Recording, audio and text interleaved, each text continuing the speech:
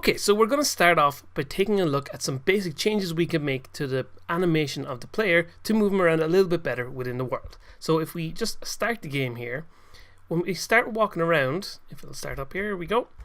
So I'm just going to get up here to avoid those little enemies. As we walk back and forward, we have this relatively simple animation for the player going here, but it's very smooth and kind of lifeless within the world. When you walk along, you should always include a kind of up and down motion to your player. It kind of adds an extra bit of life into the game and makes things feel a little bit more real. So very simply, we're going to make that little change to our player. So the way we have the player set up is all the elements are contained relative to a game object within the hierarchy here. So we have a player hierarchy here, but this actually doesn't contain anything visual within the world. We have player body here, which is the kind of the center of the player. So if we were to move this around up here, we can see our X and our Y axis here changes, but back on the player, it's still down here.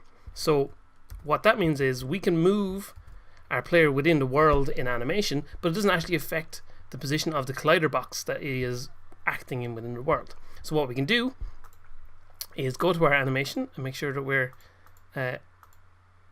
if it's not selected on the right thing, you can switch between player body here and player, and it'll activate in our animation window. And if your animation window isn't open here down at the bottom, what we can do, of course, is just go to window at the top and animation here to activate it, and it'll appear here. And all we need to do is jump forward in our timeline. So if we drag across the timeline at the top here, we can see our animation taking place in action. We'll actually just I'm going to right click to drag it around, and we're going to zoom in on this.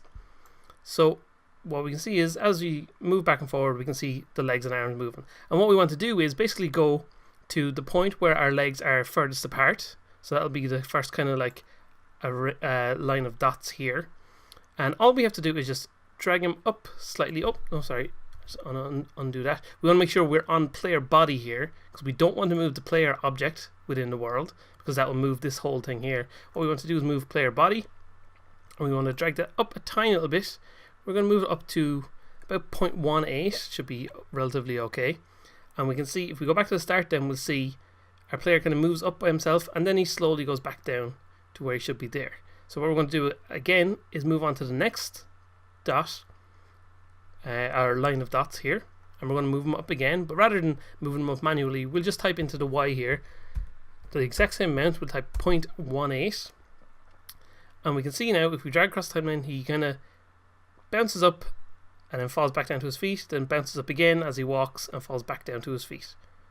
And if we were to hit play, we can see it's a little bit more lively within the world. So I'm just going to stop, turn off the recording of the animation there. We're going to hit play and see how this looks in the game now. Well, again, we'll get up, if I can. But you can already see it's a little bit more lively as we go. But the camera isn't jumbling up and down or anything, because the camera is just following the player box, which is around all this. But the player body itself is what's moving up and down as we go.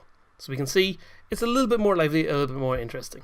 One of the other things as well is matching your animation to how your player is moving.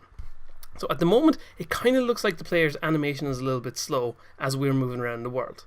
And there's one simple way to fix that within Unity, which is very handy, is you can just go into your animation here. So we have our player run animation still selected by default, and we can change the sample rate to something higher. So it was moving at 60 frames a second, but if we put it up to 90 frames a second, we can see suddenly his whole animation is moving a little bit faster, and it feels a little bit more lively and a bit more fun, basically.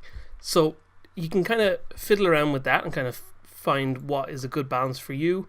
The only thing is, of course, once you start slowing things or adjusting things, your idea of the relative speed of the player can be a bit messed up. So sometimes it's good to mess around with the values, find something that you kind of think works, and then come back to it a little bit later with kind of fresh eyes when you're adjusting the speeds of these animations. But as you can see, it's a quick and simple. Those two little things that we just did, adding a little bit of bounce to the player and speeding up the animation, can have a big impact on how your game works.